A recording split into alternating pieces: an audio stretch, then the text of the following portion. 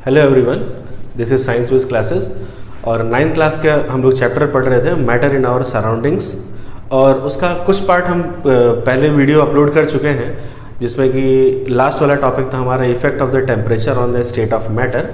उसका कुछ extended part अभी बचा हुआ है, जैसे कि लैटेंट हीट ऑफ फ्यूजन। अगर जैसे कि हीट हम देते हैं किसी स्टेट को, तो उसके बाद में क्या उसका फेनोमेना होता है, स्टेट चेंज होता है, तो कई तरह से उसके नाम दिए जाते हैं, उसको हम यहाँ डिटेल पढ़ेंगे। ठीक है, चलिए देखते हैं क्या होता है लैटेंट हीट ऑफ फ्यूजन। क्या होता है, जो आज का हमारा टॉपिक है, इसको देख लेते हैं। क्या the amount of heat energy that is required to change 1 kg of any solid into liquid at the atmospheric pressure at its melting point is known as the latent heat of the fusion। कहने का मतलब क्या है कि अगर किसी भी solid को बिना टेम्परेचर चेंज किए हुए उसको अपने लिक्विड में कन्वर्ट करने के लिए जितनी अमाउंट ऑफ एनर्जी की जरूरत पड़ती है, उसको बोलते हैं उसका लैटेंट हीट ऑफ फ्यूजन। चलिए देखते हैं क्या मतलब हुआ। पहले तो लैटेंट हीट को देख लीजिए क्या होता है। लैटेंट हीट वो अमाउंट ऑफ हीट होती है जिसमें बिना टेम्परेचर चेंज किए हुए बस स्टेट चेंज कर देना होता है, उसको बोलते हैं। एग्जाम्पल के फॉर्म में जैसे यहां देख लीजिए, आइस से हमको यहां पे वाटर में करना है। आइस भी 0 डिग्री पे होती है और वाटर भी 0 डिग्री पे होता है। तो अगर स्टेट कैसे चेंज होगा, कुछ ना कुछ दो डिफरेंस आएगा ना इसके अंदर में। यही स्टेट चेंज करने के लिए जो अमाउंट ऑफ हीट की हमें जरूरत पड़ती है, इसी को बोलते हैं लैटेंट हीट। ठीक है, तो इसी तरह ये सेम यही टॉपिक है। अगर किसी भी सॉलिड को, यहाँ पे आइस को लेकर लिया गया है, कि आप किसी और चीज़ को ले सकते हैं, कैम्फर ले सकते हैं, इसका है ना, कैम्फर ले सकते हैं, वो डायरेक्टली गैस में कन्वर्ट हो जाता है, वो आगे का टॉपिक देखेंगे।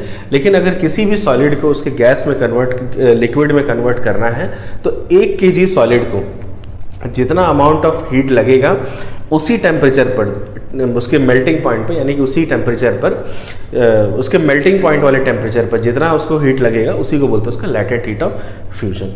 ठीक है, चलिए देखते हैं। अगला टॉपिक है हमारा लैटेंट हीट ऑफ वेपराइजेशन, उसको देख लेते हैं। चलिए देखते हैं अगला एक टॉपिक जिसका नाम है लैटेंट हीट ऑफ वेपराइजेशन। अभी हम लोग इसके पहले फ्यूजन देखा था।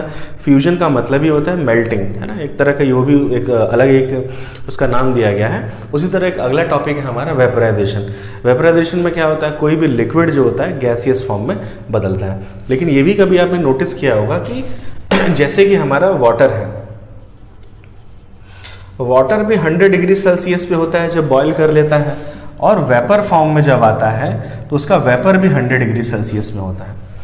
ठीक है, तो इसी चीज को देखेंगे आखिर क्या ये इसके अंदर का जो फिनोमेना है, इसी के बारे में डिटेल पढ़ना है। The latent heat of evaporation, the amount of heat energy that is required to change 1 kg of any liquid, so water भी हो सकता है, चाहे जो भी हो सकता है, into is gaseous form at atmospheric pressure at its boiling point. Important ये है, बॉइलिंग पॉइंट का मतलब कि टेम्परेचर आपको चेंज नहीं करना है उसका। Is called the latent heat of vaporisation.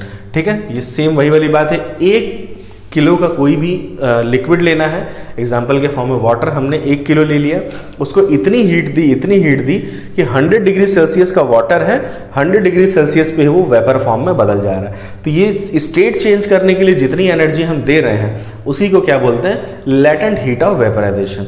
ठीक है, चलिए आगे देखते हैं क्या मतलब है। लैटेंट का मतलब ये हो रहा है, पहले अभी थोड़ा सा एक्सप्लेन करना चाह रहा हूं मैं लैटेंट को, अगर आपको समझ में नहीं आया तो लैटेंट का मतलब ही, हिंदी का मतलब होता है इसका गुप्त ऊष्मा। ऊष्मा से बोल रहे हैं गुप्त ऊष्मा, और गुप्त ऊष्मा का मतलब ही होता है जो दिख न रही हो। ठीक है, हमें ये नहीं दिख रहा है ना, देखिए 100 डिग्री सेल्सियस पे भी हम वही टाइम हीट समझ में आ रही है, यहाँ भी 100 डिग्री वही, लेकिन यहाँ पे स्टेट चेंज हो जा रहा है। स्टेट चेंज करने के लिए जो एनर्जी दी जाती है उसको बोलते हैं हम लैटेंट हीट बोलते हैं। इसीलिए बार बार इसमें बोला गया है, किसी 1 kg लिक्विड को उसके गैसियस स्टेट में चेंज करने के लिए सेम टेम्परेचर पर, इसी को बोलते हैं इसका लैटेंट हीट ऑफ वेपराइजेशन। चलिए, ये तो यहाँ तक तो हमने देख लिया, लैटेंट हीट ऑफ वेपराइजेशन देख लिया है। इसके बाद अभी काफ़ी फिनोमेना आने वाले हैं, जैसे सब्लिमेशन हो गया, इवेपराइजेशन हो गया। इनकी डेफिनेशन हम काफ़ी डिटेल में देखेंगे और उसको एक डायग्राम के से हम समझाने की कोशिश करेंगे।